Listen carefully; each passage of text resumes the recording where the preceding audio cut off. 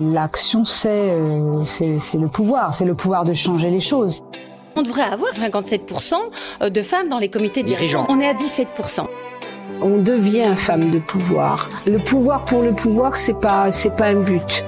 C'est Madame la Présidente. Bienvenue dans ce nouvel épisode du pouvoir au féminin. Comme annoncé lors du dernier épisode, jusqu'à cet été, je vous propose un nouveau format d'épisode avec des extraits du podcast sur des thématiques choisies.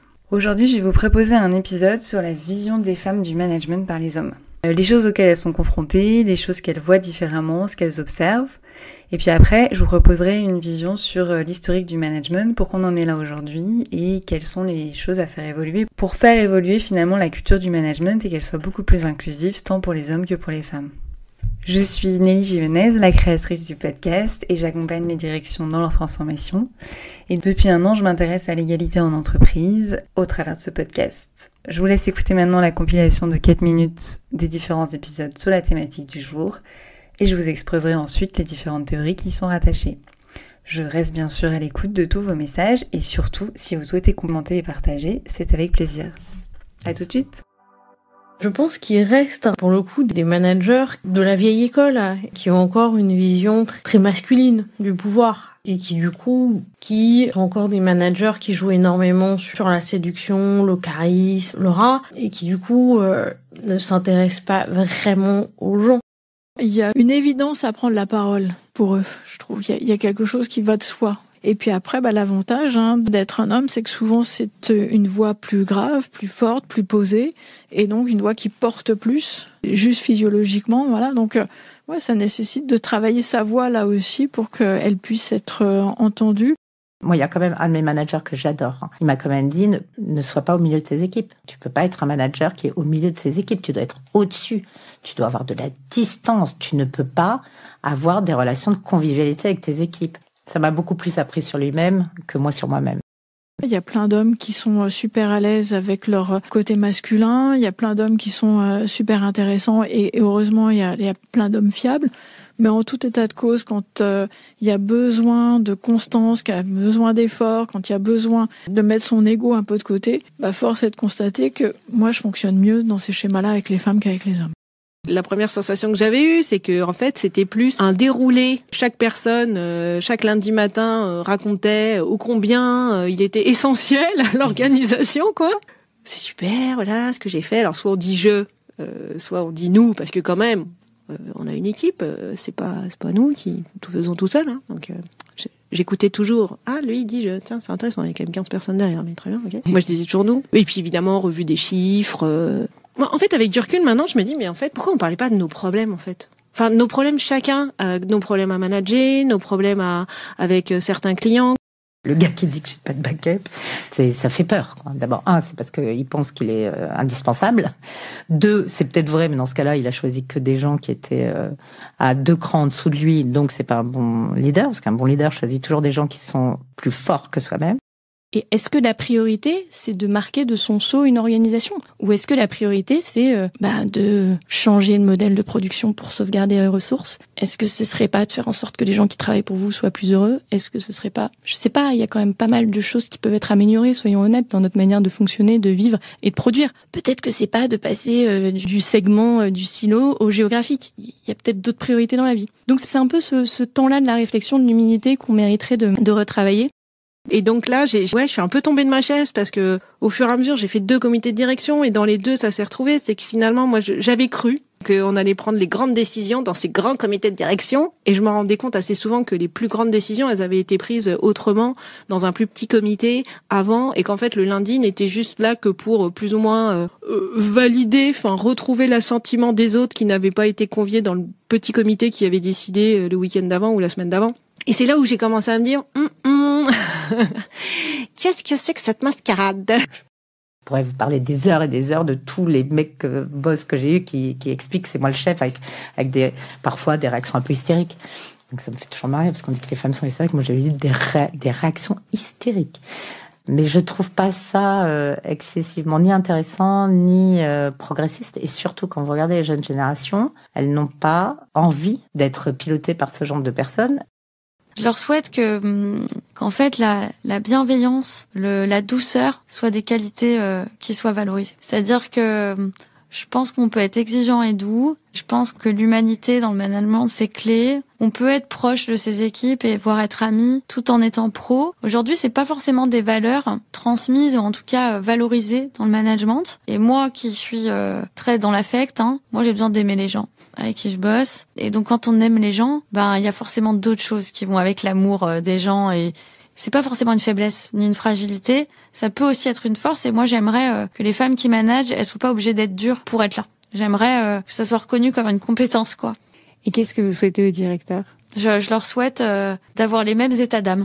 Je pense qu'il y a des choses à inventer encore aujourd'hui beaucoup, puisque comme on est très peu représenté, le style de management, de prise de décision, tout ça finalement a été très trusté par les hommes. Il est possible que, quand il y aura plus de femmes, il n'y ait pas de changement absolument incroyable. Je prédis pas des changements et une révolution dans la manière d'animer un comex. Mais en fait, on n'en sait rien, parce que pour l'instant, on n'y est pas. Et je pense que c'est important de pouvoir s'exprimer, parce qu'il est possible que ça influence, que ça a un impact dans la manière dont le monde fonctionne aujourd'hui, et ce serait dommage de s'en priver. Je souhaiterais aux prochaines générations de directeurs, c'est qu'ils continuent à faire changer les choses, eux en tant qu'hommes, parce que ça leur est plus facile. Et je reconnais qu'il faut un certain courage à se dire qu'on fait changer une société où on était naturellement dominant. Le management a une longue histoire avec plusieurs recherches, plusieurs chercheurs, plusieurs origines. L'une vient de l'armée. On parle par exemple de l'ouvrage de L'art de la guerre de Sun Tzu qui définit les grandes règles du management en écrivant « Si nous voulons que la gloire et les succès accompagnent nos campagnes, nous ne devons jamais perdre de vue la doctrine, le temps, l'espace, le commandement et la discipline ». C'est une des origines qui peut expliquer le management d'aujourd'hui. Beaucoup d'autres s'expliquent. Certaines le situent évidemment avec le taylorisme, donc plutôt au siècle dernier, qui a rationalisé les tâches et dans un modèle où il y a 3 catégories d'acteurs, les dirigeants, les ingénieurs, les cols blancs, et les exécutants, les cols bleus et les girls. Donc le taylorisme a déjà, dans son organisation, mis les femmes au banc d'office, de personnes non managers clairement. Cette historique, on le retrouve aujourd'hui dans le management actuel, ou dit le vieux management, comme certaines le disent dans les extraits, où on retrouve cette autorité, ce charisme, ce besoin de prendre de la distance, ce besoin d'être très rationnel. Là, vous verrez que certaines personnes, justement, parlent d'émotion et d'intuition. Donc en fait, on a hérité de ça, et dans cet héritage, évidemment, les femmes ont plus de mal à se positionner, puisqu'elles n'étaient pas perçues comme telles. Intéressant d'ailleurs dans l'histoire du management, on retrouve le personnage de Mary Parker Foley, dont on entend très rarement parler, qui a été une des précurseurs dans l'école des relations humaines, le courant de la psychosociologie. Elle s'est investie au social et elle revalorisait le rôle de l'ouvrier et prône un management respectueux de tous les collaborateurs, la responsabilisation est le grand révélateur des possibilités de l'homme, disait-elle. Et intéressant, on lui doit la notion de pouvoir avec plutôt que de pouvoir sur, ce que reprend un peu Valérie Augier dans le second épisode sur le rapport au pouvoir. Mary Parker Foley, elle précède Elton Mayo, dont on a beaucoup entendu parler, qui, au cours d'une étude sur les effets de l'éclairage sur la productivité, s'est rendu compte qu'en fait c'était l'intérêt qu'on donnait aux ouvrières qui permettait justement d'augmenter la productivité. Donc intéressant de voir quand même que c'est une femme au début qui a créé ce fondement-là et que certains hommes l'ont repris par la suite. Évidemment, elle, on en entend peu parler, Mary Parker Foley. Dans le rapport au management aussi qui est dit, il y a beaucoup de choses sur le rapport d'autorité. C'est intéressant de voir que c'est particulièrement vu par les femmes parce que ça peut être reproché aux femmes. On parle de vision masculine du pouvoir, de jouer avec la séduction, jouer avec le charisme. Aujourd'hui, une femme ne peut pas jouer avec la séduction. Ça a été très bien dit dans l'épisode d'Aurélie Judelin, qui précise que le rapport à l'image est important pour une femme et on ne peut pas s'habiller comme on veut, ou en tout cas ça pourrait avoir un impact. On l'entend aussi dans le premier épisode du podcast où il est carrément question de rumeur. Donc le rapport à la séduction pour une femme est impossible dans le monde du travail, là où pour un manager on l'attend finalement, sur le côté charisme. La prise de distance également, la froideur dont il est question dans un excès, a aussi été reprochée à certaines femmes qu'on va considérer comme froides, là où pour les hommes ça peut être vu comme une prise de recul, une prise de hauteur, un certain respect. Donc en fait, les différentes positions qui sont surlignées par les femmes dans cet extrait ne peuvent pas être aussi facilement appliquées par elles que par les hommes. Il est aussi question d'ego, de mise en avant, d'ego qui est reproché aux femmes aujourd'hui s'il y a trop de mise en avant, si elles prennent trop de lumière. Donc en fait, c'est cette juste mesure d'être proche des équipes et d'être proche de la direction qui permet à une femme de trouver sa place et donc c'est l'assertivité. J'ai trouvé ça intéressant aussi dans certaines formations en management que j'ai données, notamment sur le pouvoir d'influence. Quand la première question, c'est de donner une personne qui représente le rapport au pouvoir d'influence et le rapport au pouvoir du leadership, j'ai très souvent des hommes politiques qui vont de Gaulle, mais surtout Poutine de temps en temps. On se rend compte que finalement, les personnes d'autorité charismatique et plutôt dans le descendant sont encore aujourd'hui valorisées comme d'excellents leaders. J'ai aussi des personnes historiques comme Jules César par exemple, qui évidemment est clé aussi dans le management tel qu'on le voit aujourd'hui. Il y a aussi la notion de marquer de son sceau une organisation qui a été citée, le côté de marquer son territoire, qui est un vocabulaire très emprunté à la vision virile et masculine du pouvoir, qui est évidemment pas possible de reprendre par les femmes. Et le rapport à C'est moi le chef, justement, qui est mis en évidence face à l'hystérie. L'hystérie étant évidemment aujourd'hui reconnue comme une terminologie sexiste, puisque ça vient du fait que les femmes qui auraient un utérus, du coup, seraient beaucoup plus folles et émotionnelles. Et donc, cette mise en parallèle entre c'est moi le chef, je tape sur la table et j'appose autorité qui est vue positivement par les hommes ne peut pas être fait par les femmes. J'attire votre attention sur la fin des extraits, où il est question finalement d'aimer les gens, de bienveillance et surtout une ouverture vers un autre type de management.